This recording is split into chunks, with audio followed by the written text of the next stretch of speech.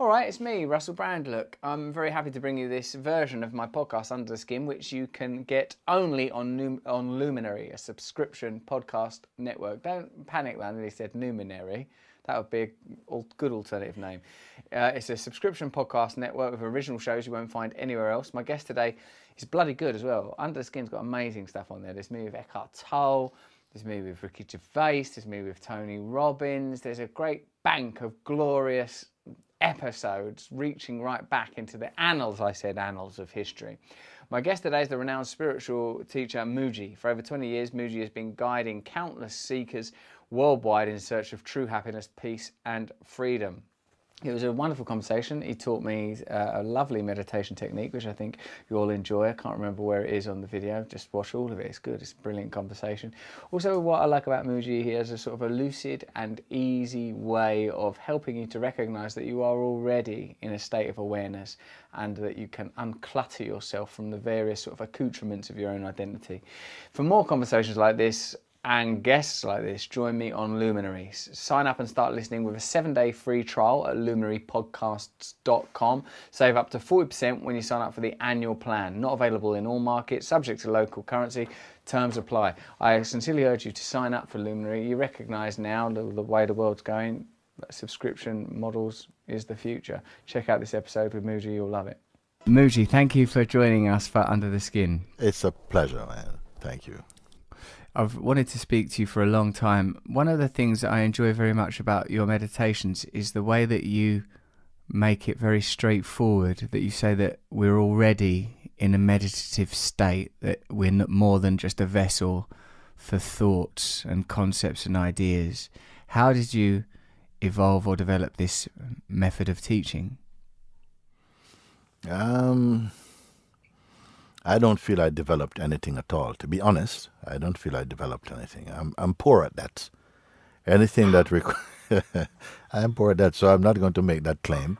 It comes also, and I also share this very often, that as you, if you follow the pointings, they are very straightforward. I believe that, and have this impression that, of course, that they are very simple, and they are simple. What are my pointings are very simple. What seems to be difficult, what people find, is that the mind, their own personal noise come up and some resistance come. So it's the struggle with the resistance that comes up in the mind that gives the impression that it's difficult to discover what I'm pointing to. So, but once it begins to somehow percolate through and we get a real valued sense, a real experience of what the pointings are. Thereafter, you see a natural confidence emerge inside, and it keeps expanding little by little, sometimes quickly, unexpectedly. And we find that we don't need to bring in the personal mind or the background of the mind, because it doesn't really contribute anything here apart from a sense of being distracted and bring back in the sense of personhood, which is a thing I say it's worth transcending, you see. So to answer your question, as you come into that experiential recognition, you find that a natural expansion is taking place, a kind of coming into without the mind deliberately making any construct. It's just taking place. The growth is happening just like the growth in the body happens, but I'm not growing myself. It just happens. So in the same way, this happens, that we come to a deeper understanding, something comes more natural for us. And it's wonderful to share this, because people are a little bit afraid that they may have to learn a lot of things and they have so many things to overcome and it's going to take me a lot of time. And I said, don't. That's your mind speaking. Actually, what I'm pointing to is already the reality that you are. So don't worry. Just take one step at a time and you come there. You come there. I find it hard, like even still, I've been meditating for a little while now, but I still find that, yes, I have roaming thoughts. I sometimes feel quite extreme things in meditation. violent thoughts, for example, or and sometimes drift into erotic thoughts. Things that that. All of these things are in the landscape of my mind, and I thought that was very interesting what you just said, that it's not something we need to engender or act upon. It's something that will happen. It's something that's already present. How do you characterize this existing presence that is waiting to be realized? What is it? What do you see it as? Okay, first of all, we use the word already, that it's already an existent presence. It's already existing by itself. So therefore, it's not something that we are going to create. And I'm happy always to share that, because there is the mind often comes the sense that you have to develop this and create, or I said, no, you are merely discovering this. You see, you're only discovering this. And so, like you mentioned now, that sometimes all kind of random thoughts, I would say random because they just fly up out of nowhere. They come up inside the mind space, as you nicely put it. And I think where the trouble is felt for many people is that they feel they need to get rid of that, or that is a statement about the level of maturity that they are, or how good they are, or if you say you have violent thoughts may come, erotic thoughts may come, all kind of thoughts that are not desirable may just flood the system, so to speak. And I remind people, don't worry about that. Actually, the trouble is not that these thoughts just come, but you identify with them as though they are some indication or a reading of the value of yourself. I said, no. Don't think that somehow some awakened being like Christ always have Christ thoughts, or the Buddha always had Buddha thoughts, and just poor us human beings, we have all these devilish thoughts. No, thoughts don't belong to anybody. They come, and if they get the kind of reception that we often give them by identifying ourselves personally, then that's opening the door to them returning, so to speak, and with increasing potency and virility. You see, like this, no? What I advise is that, yes, let the thoughts come. Don't rush to put them or to stop them or to be distracted from them. How about if we just allow them to just happen, because before they appear, you didn't know they were going to come. You see, like that, they just simply come. And how about just letting them come, but you remain as a sort of detached witness to them. This is very important, you see, and perhaps a thing that needs to be heard, that you can witness them without logging into them, so to speak, You want to say something, no? Yes, sir. That is perhaps one of the most important and most commonly recurring tenets of the, can I say, spiritual attitude. This idea of disidentification, this idea of separation from the thoughts. Sometimes I think for people that are not familiar with the kind of language around the spiritual consciousness, say, the idea that you are not your thoughts seems an unusual one, because I think that is the sort of the nexus of identification. I'm Russell, I want these things, I'm from Essex, I support West Ham, these things happened. I take that. Okay, let's back up a little bit then. For someone who would feel that way, if it were in the moment and I was with them, I perhaps wouldn't just say you're not your thoughts, because I'm aware that at one time I believe myself that I'm my thoughts. You see? So I can well understand if someone feels like that. So I'm not going to try and convince them that they're not their thoughts. I'd rather say, are you open to a little exercise of just looking? And if you can say, look, the thoughts are coming up, and say, for people who say that they suffer their thoughts, it's often because they take them very personally. And so, I would say, okay, let the thoughts come, and whatever their claims are, let them simply arise, okay? But you are here, no? And you simply pay attention to their coming. See if you can look without identifying with them. When I say without logging into them, meaning that see if it's possible. I know it is possible. Maybe in the beginning we feel, no, they're coming. Sometimes people may say, no, it's too loud. I can't. No, sorry, I can't. And then what do you want to do? So like I feel like somehow I embrace them or something. I said, no, let them come. And as though your lights are switched off, your lights of involvement are switched off. So you're only able to perceive, but not to log in or to subscribe to them for a moment. Just try it.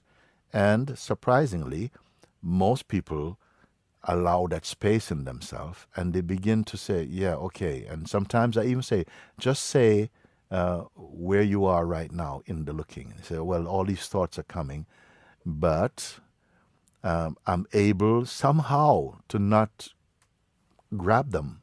So very good, very good. Simply stay like that. Doesn't matter how strong the thoughts are or how personal they are. Just let them run like you're watching a movie, okay? And if you do this, that is already a great step, because you will see that you're able to stay out of the traffic for a moment. No, that's if they're able to do that. Soon they experience a kind of spaciousness, like, wow, I can actually do this. So I would put that as an important step.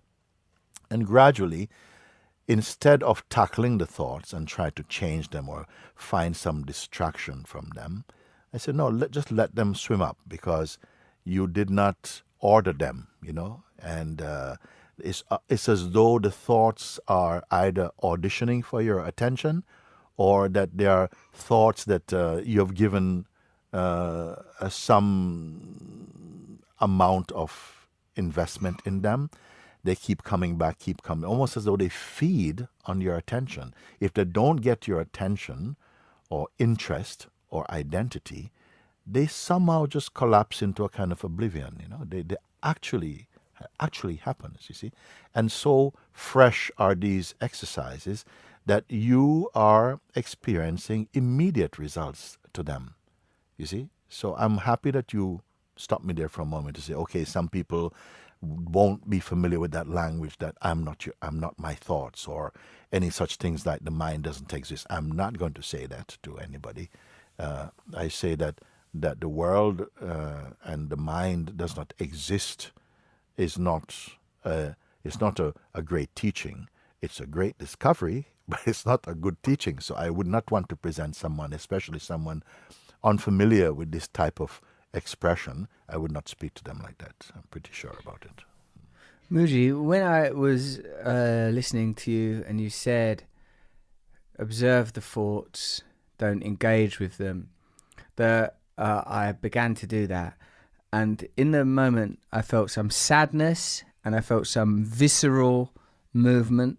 The first thing, it makes me feel like the structures of my ego, be they biochemical or neurological patterns, movements, habits of thought, habits of being, almost exist as a strategy to prevent me experiencing, for example, sadness or other sensations that might be regarded as unpleasant.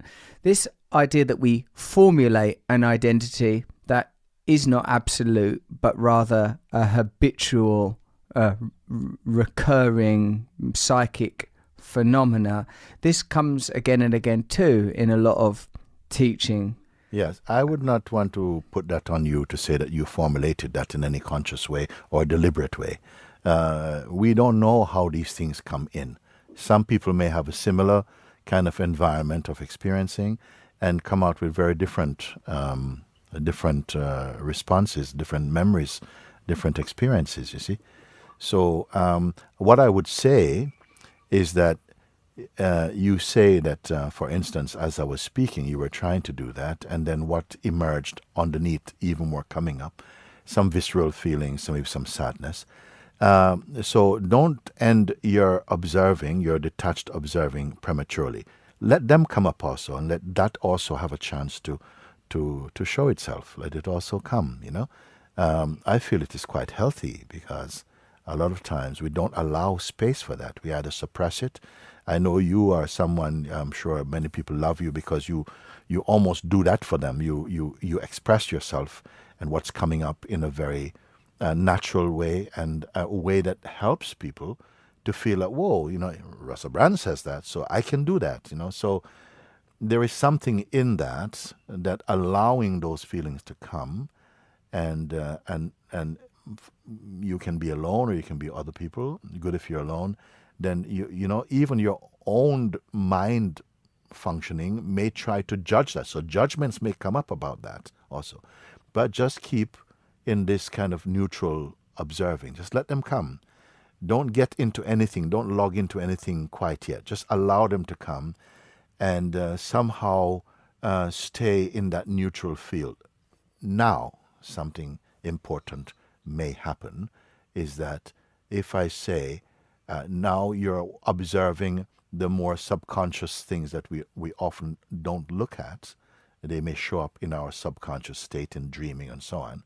But now, in the waking state, they are emerging.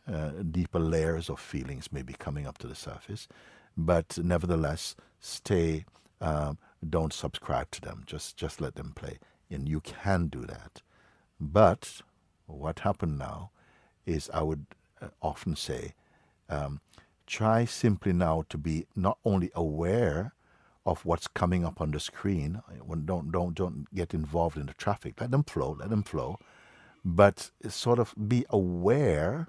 Simply try to be that you're aware that you are simply, that there's an up-perceiving of them and noticing of them.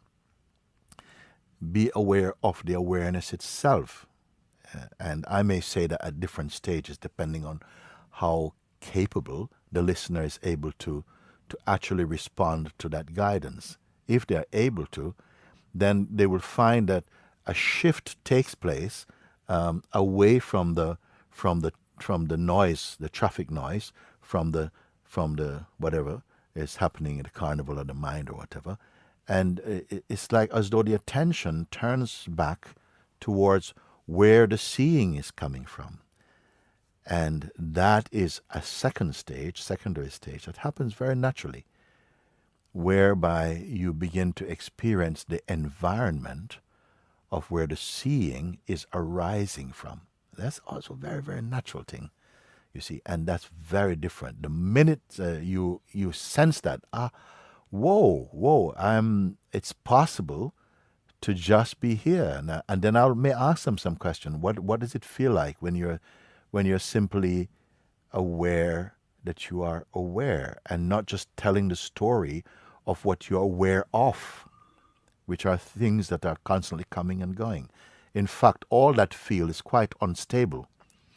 Even when we try to describe it, it's already flown by, but we are retaining some impression through memory, you see. But if you simply observe without trying to control or to direct the traffic, but just stay as the awareness of it, a great step has been made, that you're aware, you become more self-aware. Rather than activity-aware, become self-aware. That's very, very important stage, Russell. I would say that to you. I felt it just then. As I was paying attention to what you're saying, I felt the transition into the awareness, and I felt that was transcendent of the initial feeling of sadness. It made me think of yesterday, how I felt when learning something about Ayurvedic diet, and like not eating garlic and onions and not drinking coffee and not having stimulants. I've already in my life given up one day at a time chemical dependency to drugs and alcohol, and sex addiction and pornography, all of these things that I one day at a time no longer engage in, but I still have this appetite for stimulation. And I suppose in a most sort of in a culturally acceptable form, in a behaviorally ordinary form, this activity oriented consciousness is part of that. And I felt, when am I going to transition from a life of essentially living within the confines of a culture that is predicated on activity, action, materialism, to this new phase?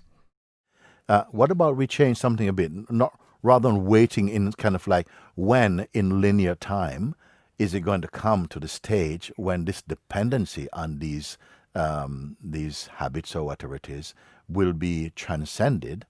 How about that you look more from let's stay on the same place where I'm merely observing without judgment. Because one thing that happens there is that personal identity comes to the front, meaning the idea you have of who you are is the basis on which those actions can act and report to and against, you see. So I would just say, just stay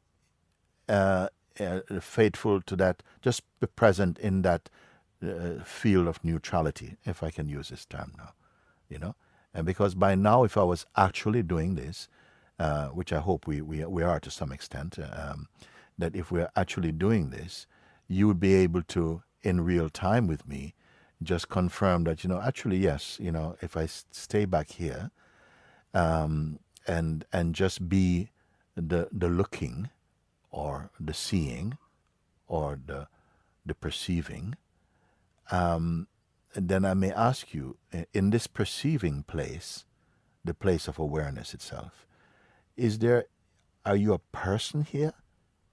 Yes, I want to ask that. Are you a person here?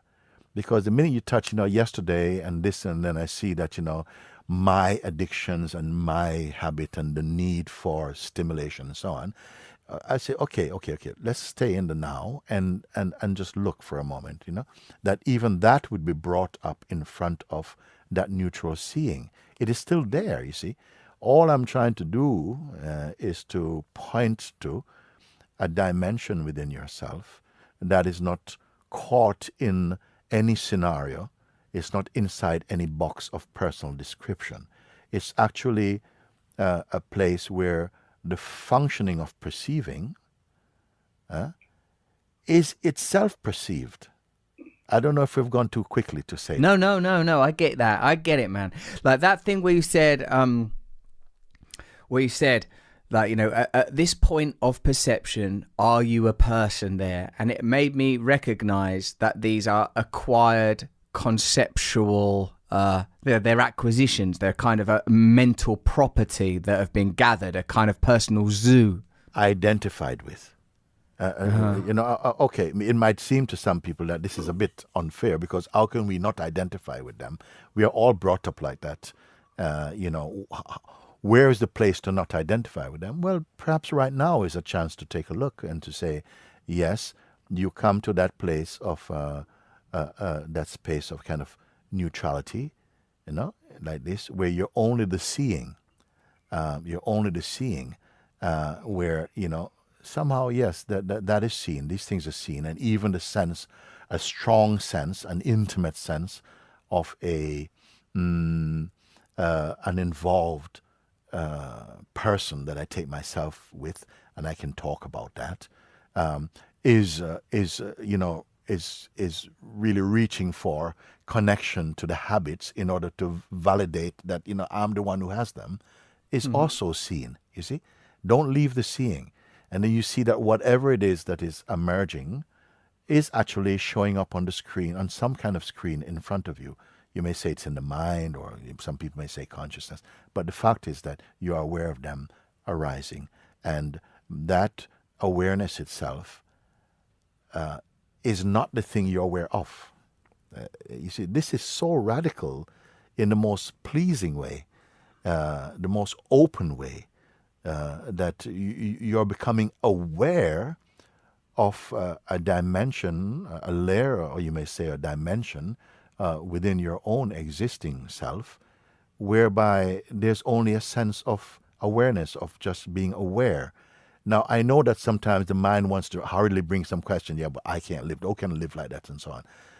We'll come to that. I would rather say taste the fruit first, before asking how good it's going to be and how much calories it's got and so on. Just taste that, because that is already present. This is not a construct. It is not a place you've got to reach. It's already here. So I'm only pointing to a kind of a recognition that is an experiential recognition, not merely an intellectual conviction, but something that you can pay attention to.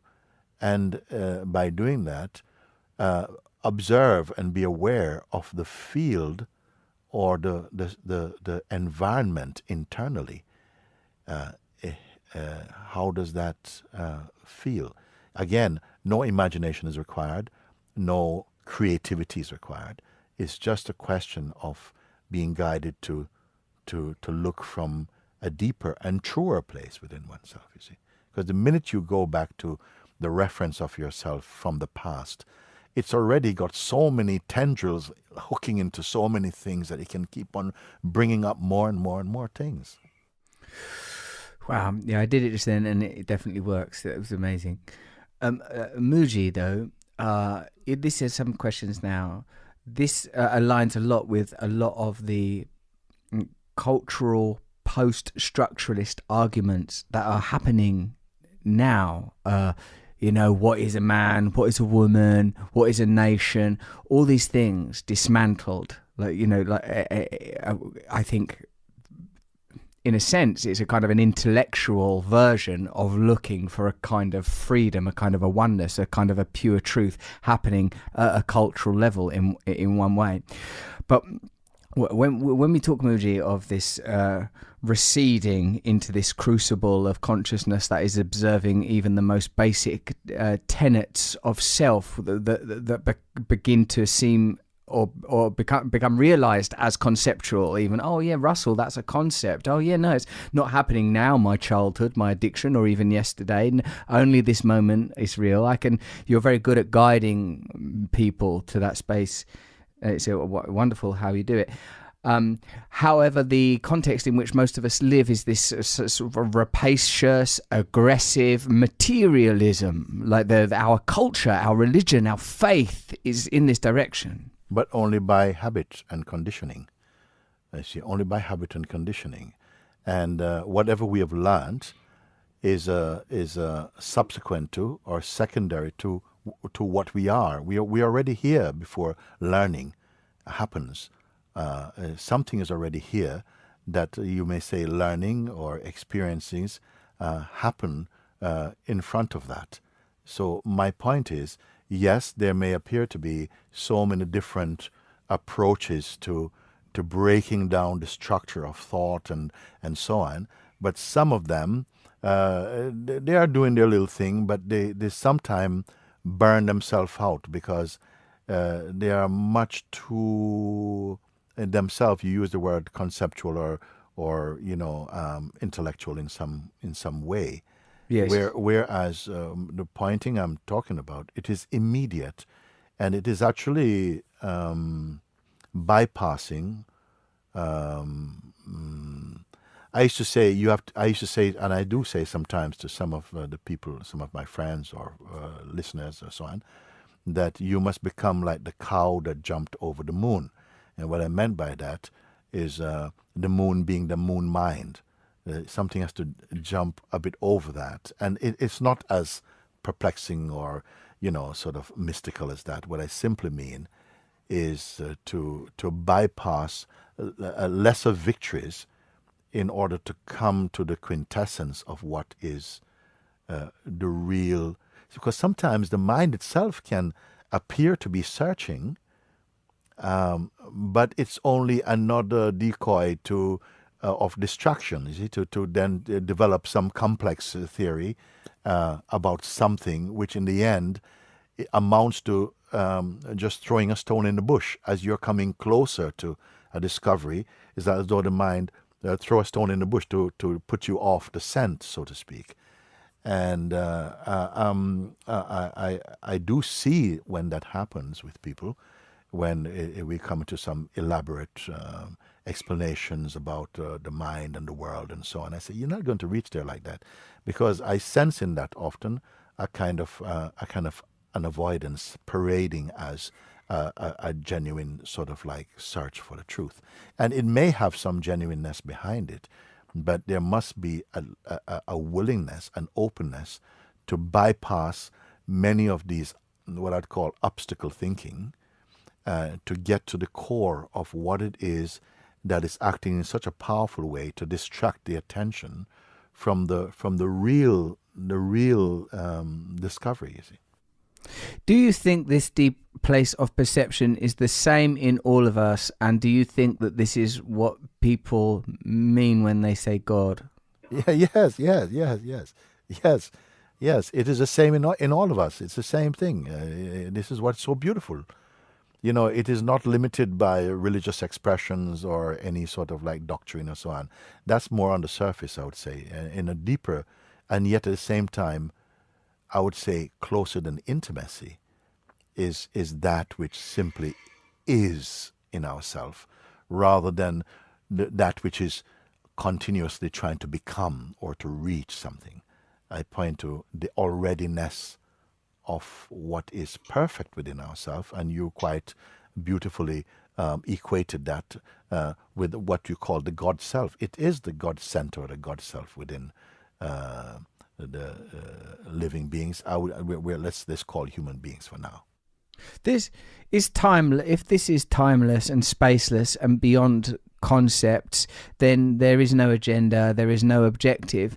And does that mean that this is not, that this phenomena, this true self, this unified field, however we regard it, is not in a discourse with the egoic self? Because sometimes I feel like, when I feel like that, for example, to put it more simply, when I was taking drugs, because I'm a 12-step person, the 12-step method teaches us what you were looking for all the time you were taking drugs was this connection to God, to feel safe, to feel real, to feel part of something, to realize and actualize yourself, to be free of your ego. This is like basic 12-step stuff.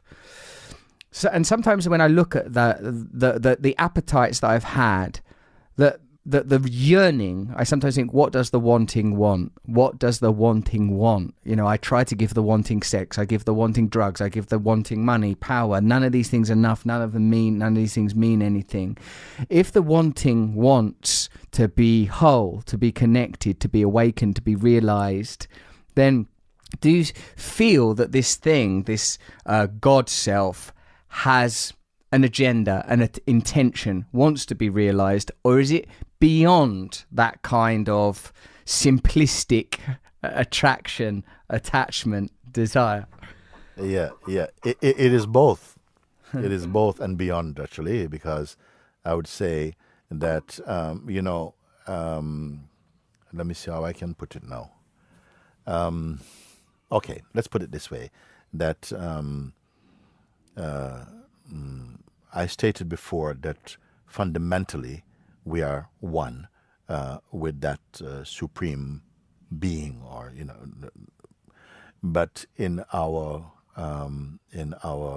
dynamic expression, where that consciousness, which needs the body in order to taste experiencing, gets identified with the body, and the whole world play supports that, not in some, we're going to get you to identify. No, in a natural way. It seems we all develop a strong a personal identity with the body, and it seems as though the consciousness, the supreme self, wanted to have that.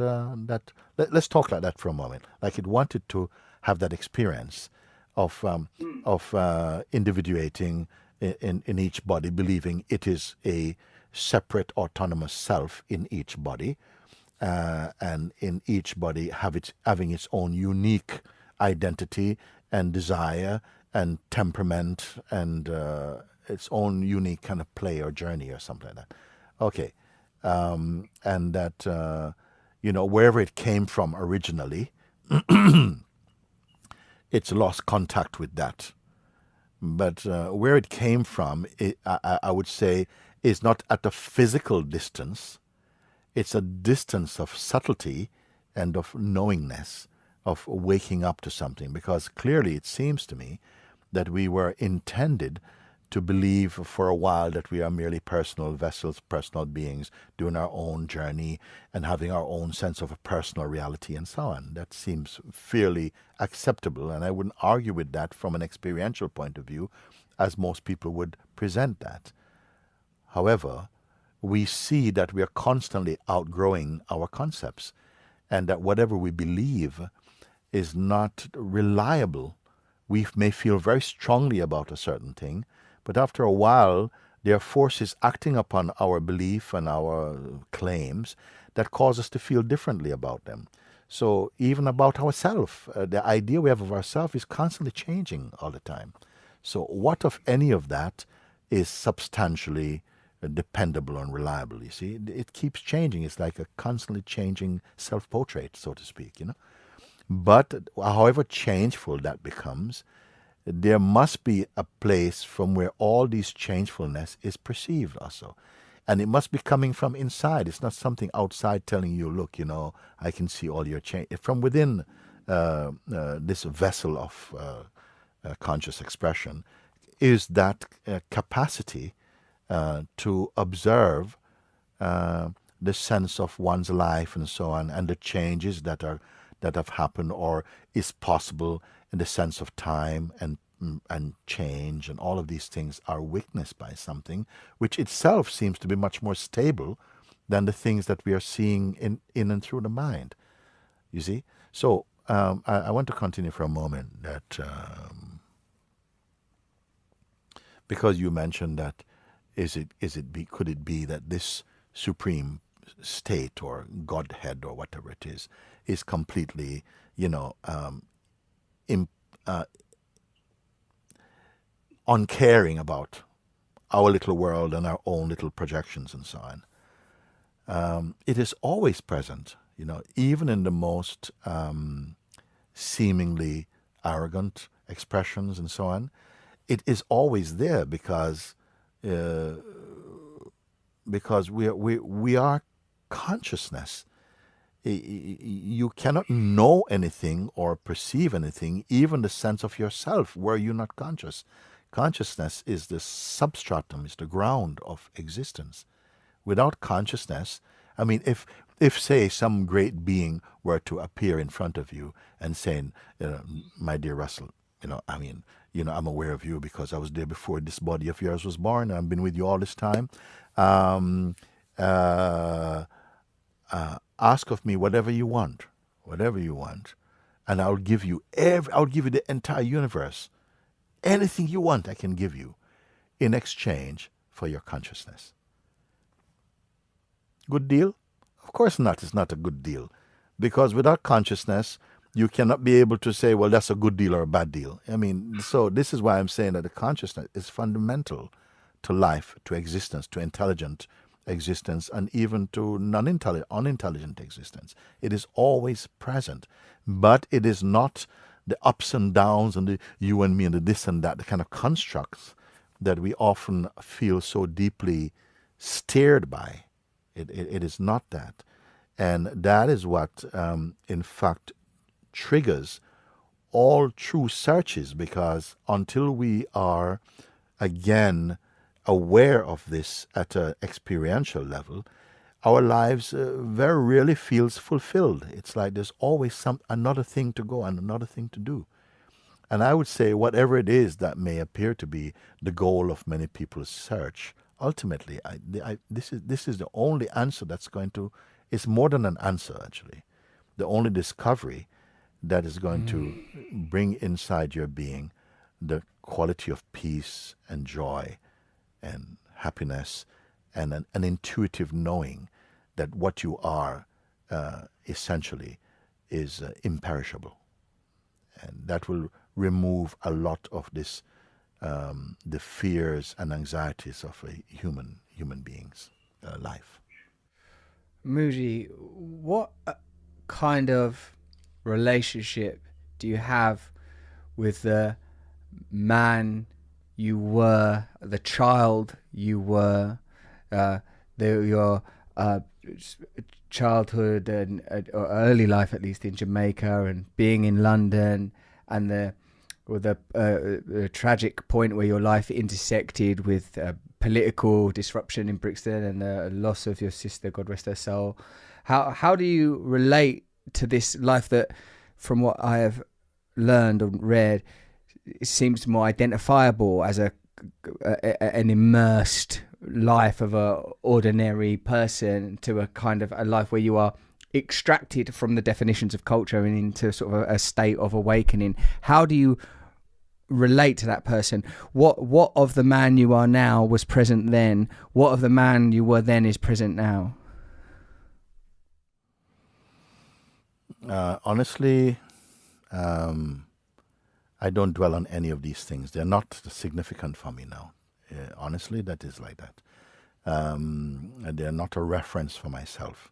Nothing that happened historically, I can say. I may comment about it if it feels appropriate to a discussion. Somebody may ask, and if I feel touched by something, a response may come about that. But to be honest, I feel I've outgrown that way of relating about myself, this sort of historical self, the lineage of personhood or something. It's not deep there. It's not totally erased. I can speak about the passing of my sister or my mother or my brother and so, but it doesn't have the gripping quality that it might have had years ago or something like that. And to be honest, I would say that we made one book called Writing on Water, and the reason why I'm mentioning it right now is that many things, in fact, in everyone's life, yours also, that many things happen, and they are not stored in any place. They're like a writing on water. You cannot read it 2 seconds later; it's gone, because when there is within you not a strong personal self-reference as a person, then the consciousness doesn't waste a lot of its power in recording things on a personal basis.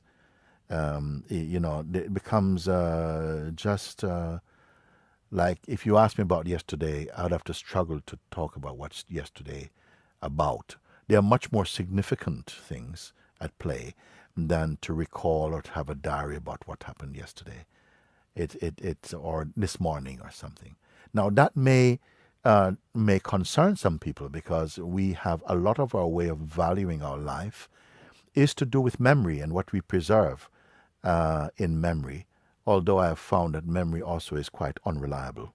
When people used to say you cannot change the past, I say, oh, you cannot change the past. You're changing the past all the time. I mean, the past was also subjectively perceived in you, and you feel differently about what you call memories and so on. It's not so reliable for me. So without trying to dismiss people's sentiments about past or whatever it is, I just say that as you discover more fully the deeper truth in yourself, and I'm telling you, it far outweighs and outshines our memories, good or bad, about a life which is very subjectively is perceived and recorded. So it's like you see that the activity that defines the narrative of our lives or biography is taking place on a superficial level. All the while the presence and awareness is here, but until this becomes the sort of a dominant awareness or defining awareness, I suppose it's a kind of living in a place that has, for you now, has no tenacity. But I wonder then, I suppose it relates to my idea of, do you think that there is I think sometimes the reason people narrativize their pasts or mobilize their pasts is a sense that there are injustices in the world more broadly, or at least there is darkness in the world. There is deception, there is manipulation, there is domination, control. And that it would seem to me that the answer to many of these problems is a kind of individual, personal, spiritual awakening. But that the more people that experience that, the more likely it is for there to be social and indeed global change. How do you relate your own awakening and your own teaching to these more ordinary domestic political struggles that happen in the world, do you think that spirituality is the solution to, for example, oppression, violence, say? If I can say, and I dare to say, that at the heart of all suffering and sorrows and evils in the world is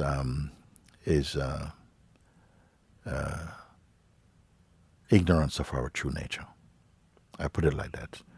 Now, by saying that, I'm not saying that whoever it is, from their own standpoint and their own level of maturity, doing whatever they feel touched by in order to create positive change as is perceived in their own inner language, that is not of value. It surely is of value. The more we are not running away from the world, but in a sense discovering the truth of ourselves, the world changes, in fact, in the way that you see it, but also in the way that you become effective as a presence in that in that field, what you may call the world. It's not about changing what's happening in my head and so, oh, that's really all good and well with you. He's jumped off the bridge, so he's fine. I'm not saying like that. I'm actually saying that the opportunity of the life, some people may call it purpose, I'm going to use a milder word such as opportunity, is to discover the truest truth of what your life means and is.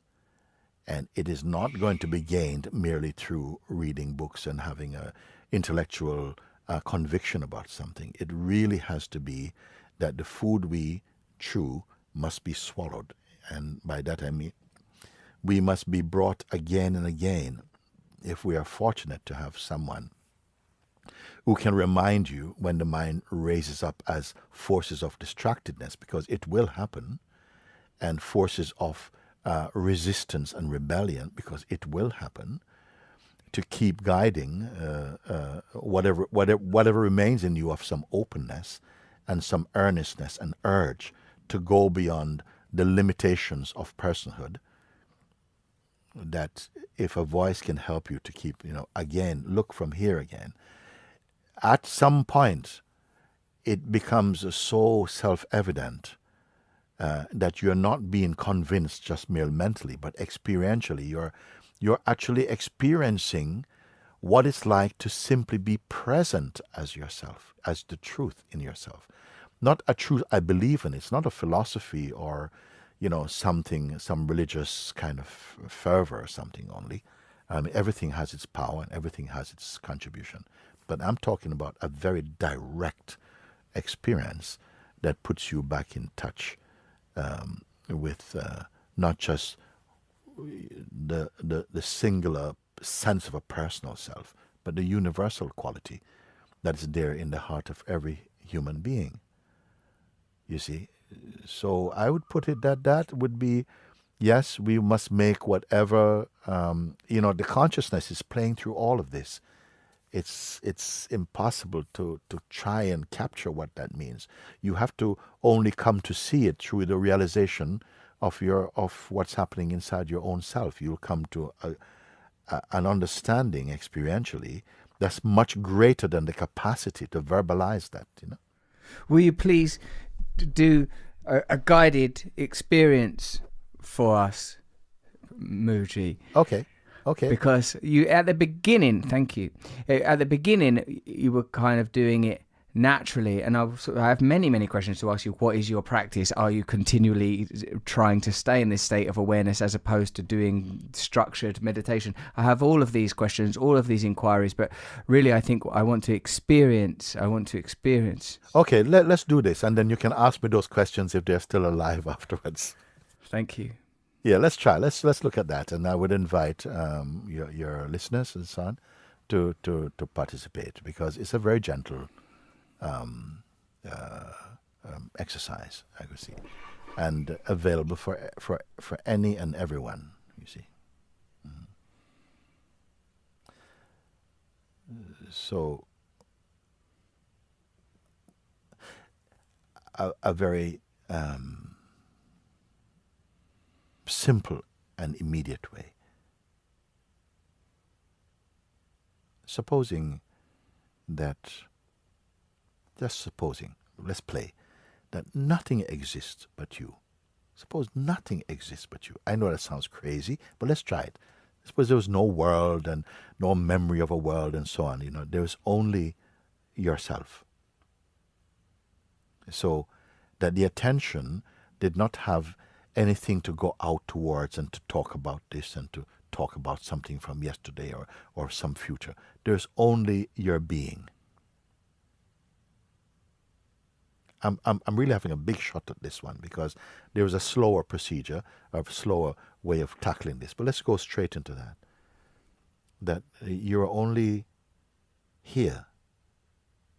And so your attention and everything has nothing to keep referring to apart from being aware of just being. You're just here. Just here. Okay? And anything about how I was yesterday or how I want to be tomorrow or next week or whatever is simply some kind of myth that doesn't. All that really exists is only here right now. Okay? Let's suppose that you could leave aside for a moment every idea you have about who you are. Just for a moment, just this short time we're going to spend now, as you've invited me to.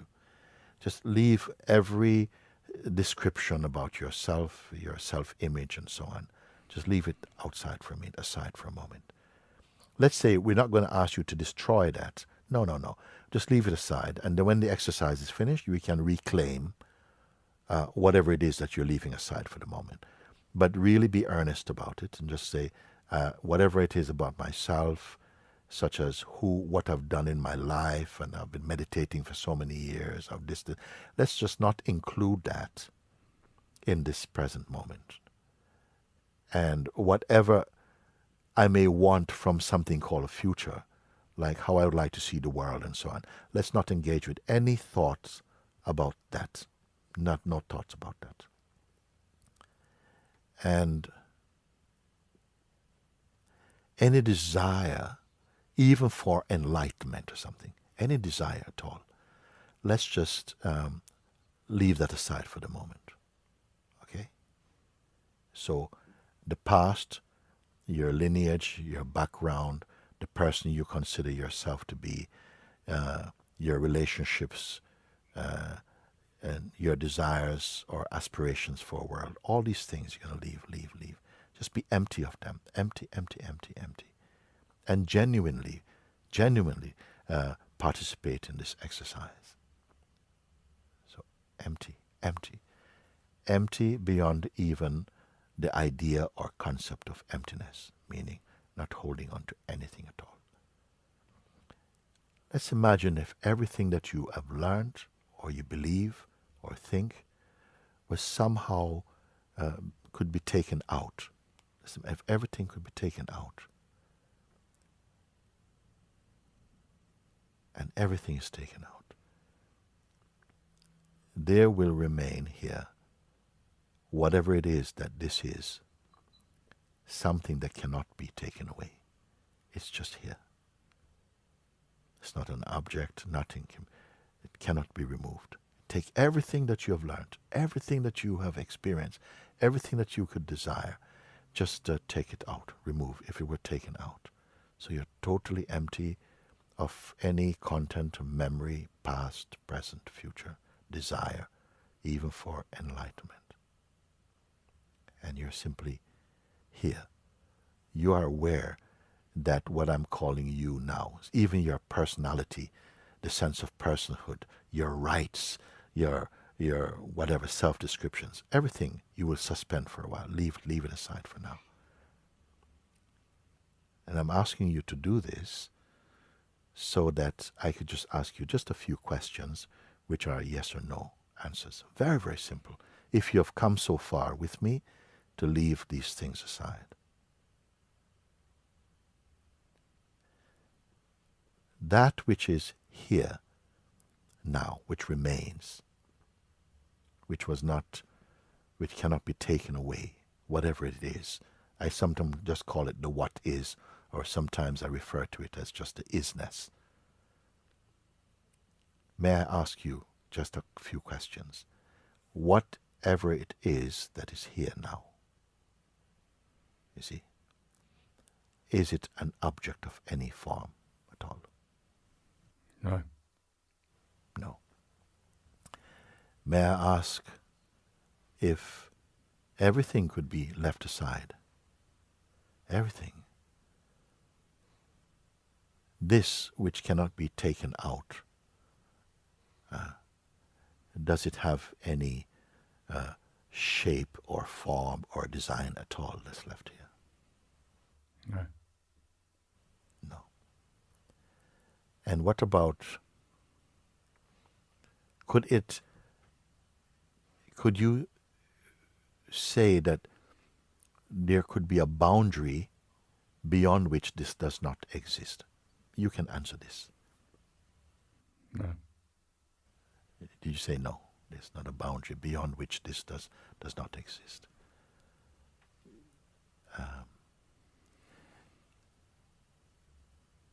Can this, whatever it is, become depressed or addicted to anything or become sick? No. No.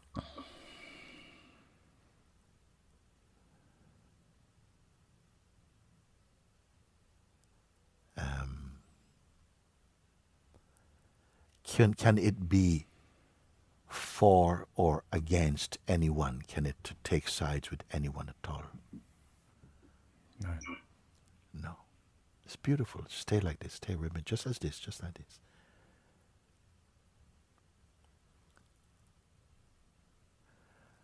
Are you creating this? Have you created this, or are you imagining this at all? No. No.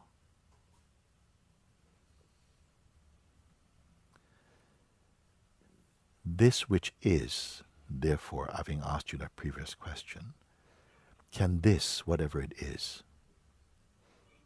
can it fade? No. No, cannot fade. May I ask you maybe what seems a strange question? Was it created or born? No. No. The next question is, can it perish or die or end? No. No.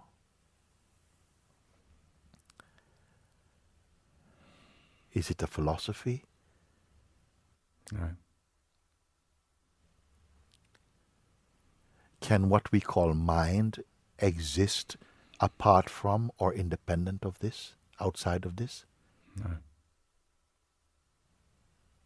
No. Let me ask just perhaps one more question.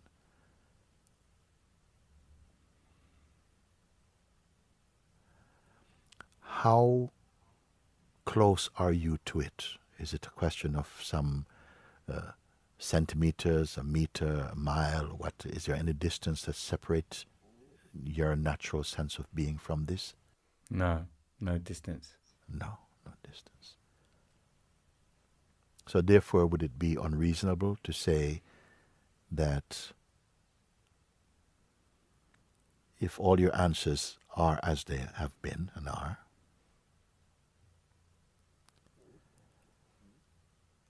and you did not have to even think about your responses, it seems to me,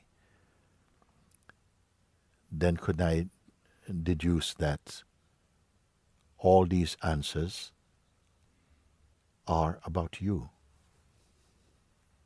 what you are? Yes. Yes. Uncreated, not merely an object, cannot be sick or depressed or become addicted to anything at all. It cannot fade. That there are no natural boundaries beyond which it ceased to exist. That it is not merely a philosophy or a belief system.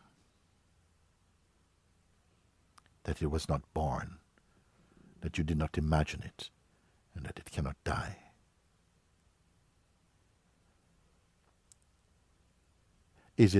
Could you say it's just a feeling that you're having? No. No. And then I think I asked you after this, how far is it away from you? And you say there's no distance. I said, if all these things are so as you have responded, then what you are confirming is your own true self. And that if this conversation should continue in whatever form, will it make a difference to this which is? No.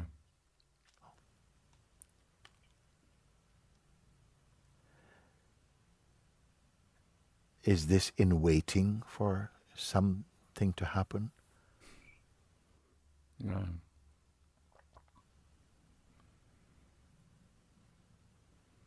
So that is it. That's all I wanted to share. That you could have this direct recognition, and that is here, irrespective of what is playing within the field that we call the mind and person and so on. That you may call it a background. Could we even say it is a background even, and not the foreground? Is it limited in any way at all? No. It's very good, very good. And that's simply what I endeavor to share with each one who is open to take a look. And as rightly promised, that after the exercise is complete, we may go back and pick up the usual stuff that I asked you to leave outside. I mean, it was not a trick. Of course, we can go back and even if we don't go back to claim them, this play, these things, these characteristics or whatever, they will keep coming, somehow appearing in a space we call the mind. It will come, but can they push this out of the way, or are they merely happenings inside the immensity of this non-happening space?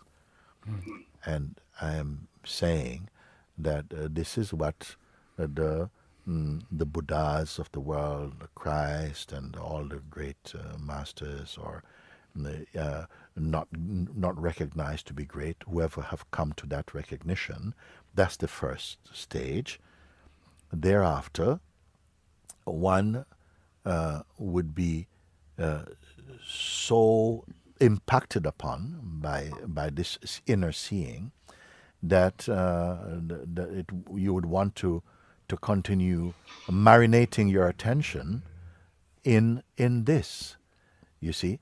And I'm not asking anyone to stop smoking and stop going out and having a good time, and it's got nothing to do with that. That can be, if that's what life wants to do, to play and so on, it can only be a play that arises in this and ends in this, or whatever happens in that. But can this itself end or be affected by the actions of the body, mind, or sense of person, you see?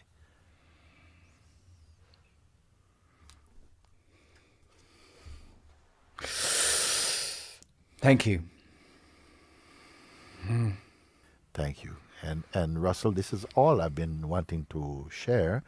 I say that one comes to this purest of recognition in what, in fact, I feel our soul longs for, but haven't come to recognize the importance of this recognition.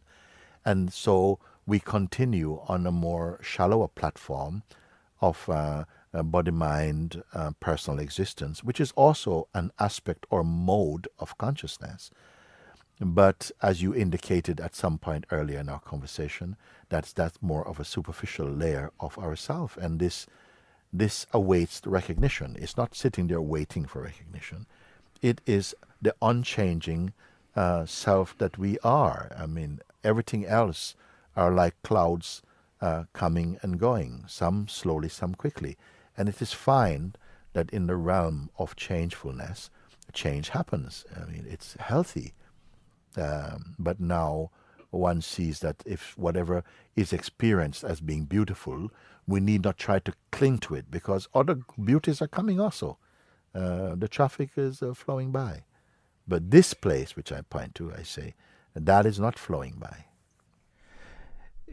Thank you. The biases of our culture are, if they are not an expression of this, whilst they acknowledge all things take place within this, these biases are likely derived from biological impulses for fear, sex, desire, status, sort of primal animal drives. This, it seems, is what our culture is an expression of: acquisitiveness, domination. I wonder then if you consider it to be significant and important that our cultures become an expression of this in a way that influences the balance of these aforementioned more appetite-led forces. Thank you. So I would not be so naive as to be out telling people this, you must do this, you must do that. I feel that each one is ripening at their own speed, and people are coming more and more into this understanding. I would not say that this will happen at an evangelical proportion or something like that, and it's not necessary for me. I think it's a very I don't feel the God self, which is what we are speaking to from and about, is impatient waiting for human beings to do something. It's already perfectly there. The layers of what we give so much importance to, what we may call our human level of consciousness and behavior, superficial as they are, does wreak havoc in the world, so to speak. And as someone, an intelligent being, would wish to alleviate or to transform that destructiveness into a more constructive or a more peaceful way of being. Of course. What I would say is that as each one comes to this recognition in their own time and natural way, and the universe is somehow, I would say, the universe in some way a bit unbeknown or unrecognized to so many people, is actually coaxing us towards this. All experiences, if we are smart enough to learn from them, is ushering us back to self-discovery. It's like to become ourself again, so to speak. And so what I would say about that is that as each one experiences this, the power of this recognition that is so transformative to, first of all, your own sense or way of life, it will automatically bless every other aspect of your expression, and also in some way enter into the orbit of other points of consciousness. It does it actually. And I would say, in if I would give an example of my own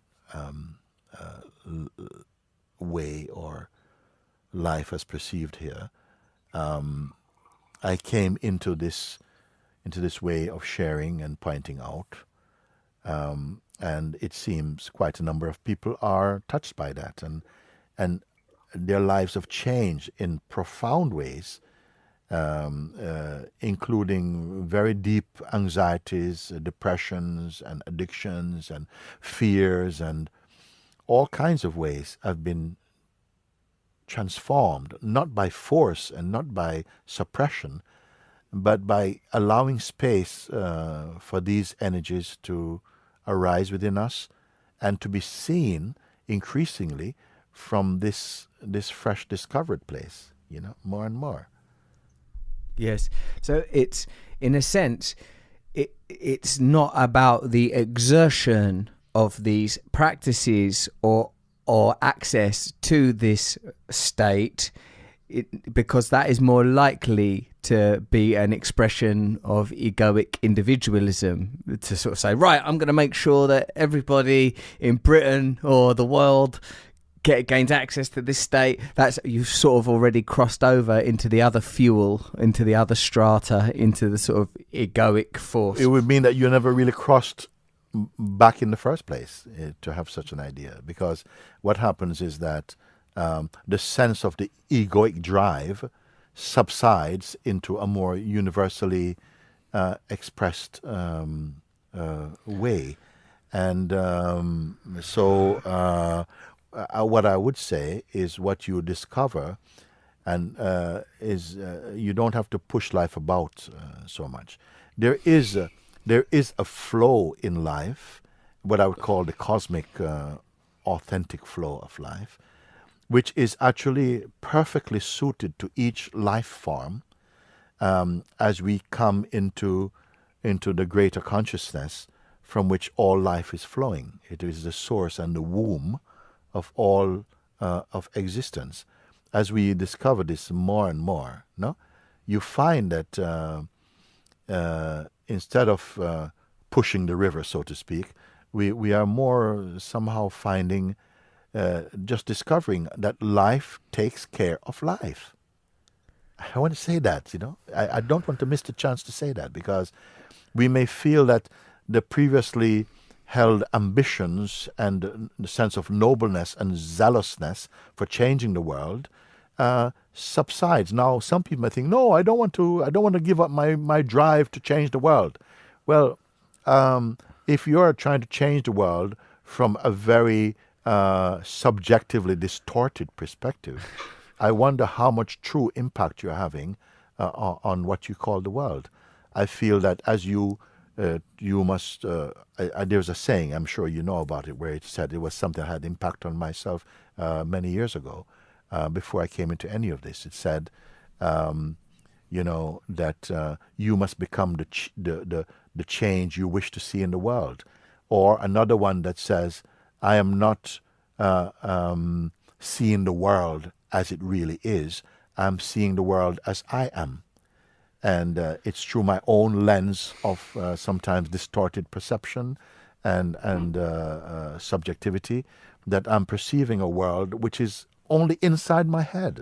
For most of us, our world is inside our head. The way that we perceive what we call the world is something that is not stable. It's influenced by so many different moods and the time of the year, and some untraceable factors contribute to how we're feeling in each moment.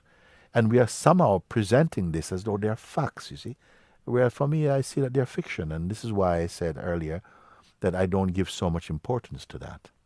Yes. There's a reality that's much more profound, and that from this deeper discovery, as I hope we have engaged in that and others can experience also, one finds that the kind of hastiness that we come to in life is not necessary. You see, it's somehow something drops back inside a quieter flow, which can be quite dynamic when it wants to be, but it's not driven by any human agent.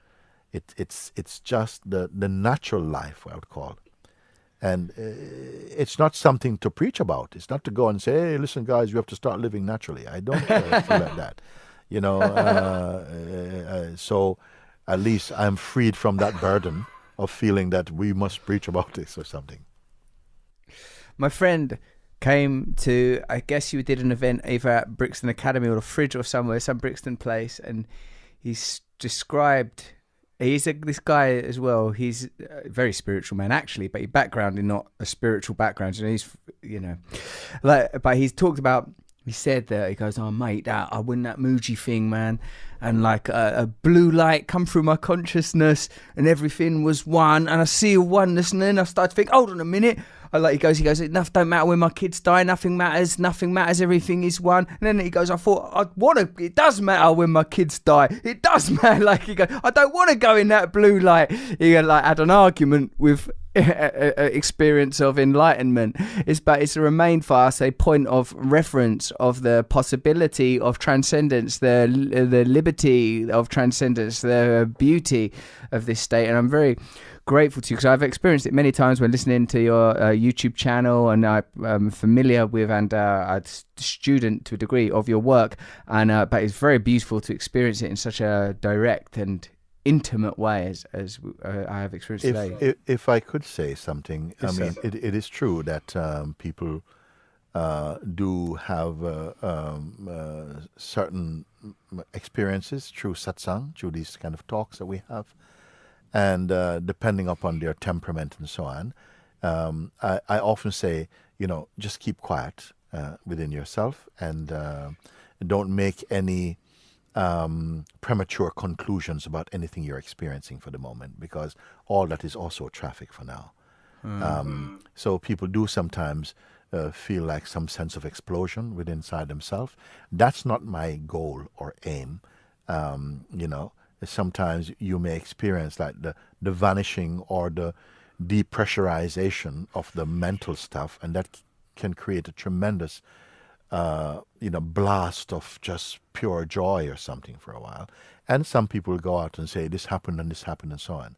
I'm not going for these kind of, grenade moments of so on, but more that very quiet and steady, very much as I have endeavored to guide and respond to your request to do a guidance online with you, that we must continue to somehow marinate the attention, because what tends to happen is that as soon as a profound experience occurs within us of a beautiful kind, a very glorious kind, sometimes I say a storm is coming, because it is as though it triggers all the heavy stuff to come flooding to the surface, and then people go, "Oh no, I can't handle this, man. Oh no, sorry, I can't do this." So I'm very happy always to make people aware of that is a very normal reaction, and not to somehow take that to be the outcome of your initial seeing, because it may come stuff that we have consciously or subconsciously suppressed start to come to the surface, and it may act as though the mind is trying to sabotage your opportunity for freedom. So this is really an earthquake that many people feel, oh, this is too much, I can't handle. And when an authentic experience of truth, first, the impact of that. So for many, and I'm happy to say there are large numbers of people who go through that initial, quaking, but they persist. And I say, just keep marinating in this, marinating your attention in this. Stay with this, rather than to be talking about it and reading about it. Better just sort of keep looking from this place of emptiness, and see that whatever traffic appears in the mind space is just that. It's just appearing and disappearing. Everything comes and goes. There's never been anything that's come and stayed. Everything is coming and going. And the noticing of this is fundamental to what I'd call really being liberated. And liberated means to be liberated from the hypnosis of psychological conditioning, and from the strength of egoic identity. That's the real freedom. And it need not be, some evangelical outburst or going to change the world. It may come in differing ways. Some beings just become very quiet. Others become much more creative. There's such a wide field of expression arising as an outcome of authentic seeing. And it's not like it's a bang on the head and it's finished. We continue somehow maturing and refining in this discovery. And at the same time, all this is seemingly going on against a background of unchanging awareness. It's a kind of paradox, but you really experience that when you genuinely take it on, you know. What happened? That's one more thing, because you say your friend was saying like nothing matters, nothing exists, like family and so on, and you freaked out at that, because I know you're very much a family man, and how much I've seen and heard your expression, a kind of loyalty and love that you have for your family, quite rightly so. It is not that we just feel, oh, I don't care about it. Some people do express that. I don't care about this, I don't care about that. But if we follow them, we find that gradually their mind properly integrate into the heart, and they do see that what they really meant is that I don't only care about my family. The world becomes my family. Yeah, I think that's much more an authentic thing. You will care, but the level of attachment and fear that often accompanies our love for our loved ones and so on gets distorted by all the stuff that goes on inside our minds that's not been cleared up as yet, you know. So, thank you, Mooji. Mooji, thank you so much for spending this time with me and for this personal teaching. I know that you are very busy, and I'm very, very grateful to you for this direct, focused, clear, passionate and yet relaxed experience. Thank you. well, it's been. I have to say that it's been. You allowed that, you know. You gave the space for that. I'm very grateful for that, because, you know, I don't expect anything. You know, I just discover as we go, and I would just like to say thank you and to bless your work, because I know that with all the jokiness and the fun and so on, people love that about you. But I see that there is really a deep level of care and compassion that flows from you. That's why I was happy to meet you like this. And I just blessed that you reach more and more people in this authentic way, because people always need each other, at least to show a way that it's possible to release ourselves from so many things that we have buried and feel like, you know, nobody wants to see this, or this is too ugly to be seen. And I feel that people like yourselves and so on give a space for people to feel like it is okay to that these things have happened to me, and I'm not the only one that they've happened to, like that, you know.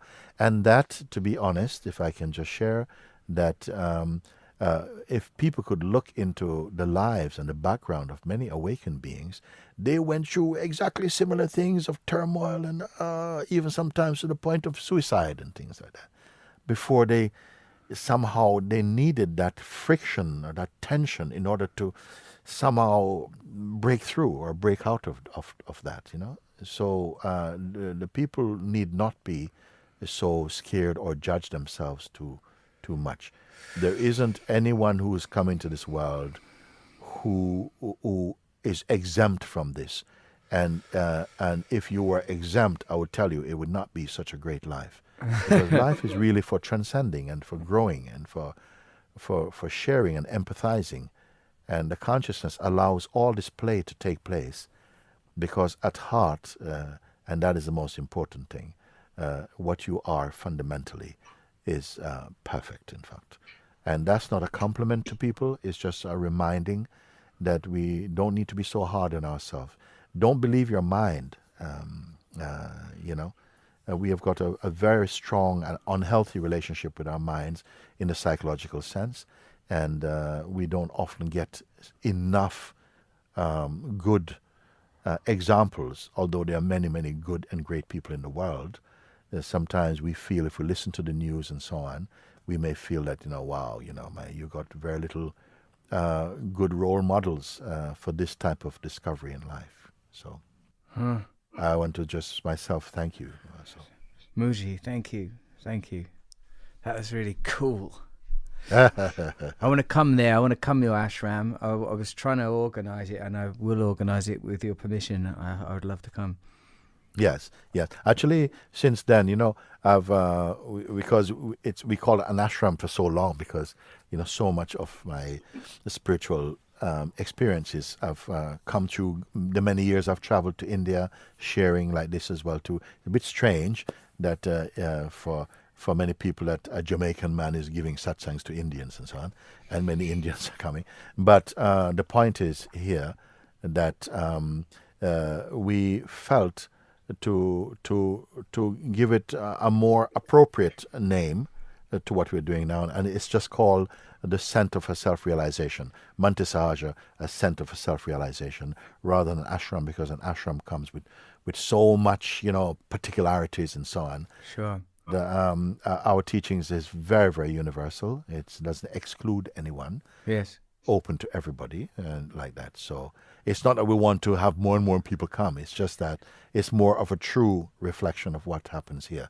If you come here, it very much feels like an ashram. It's a very loving place, very free, very. In fact, I would like to re-extend the invitation to you to come, because I know one time you had thought about coming, but it just didn't happen at that time. So I feel it would be very good for you to come and take your family with you, and spend a few days with us. Yes, I think so too. Mooji, thank you. Love you. I love you. Thank you. Thanks for listening to Under the Skin with Mooji. Let me know what you thought of it on Instagram. Sorry, Bear, I dropped a piece of paper on my dog there. Tag me at Russel Brand. Tweet me at Rusty Rockets. # Under the Skin. Sign up to my mailing list at russellbrand.com. Gain exclusive mailing list only news and video content. And also soon a live show which you will like. I'll be back next week. Why don't you listen to some other episodes if you enjoyed this with Mooji, as well as checking out Mooji's own website, mooji.org. Why not listen to some other episodes? Eckhart Tolle, Byron Katie, Sharon Salzberg. Do you not want to be a living embodiment of God, the great oneness? We already are, it seems, but let's live in that truth. Keep checking out my YouTube channel. Thanks for listening to Under the Skin from Luminary. Peace.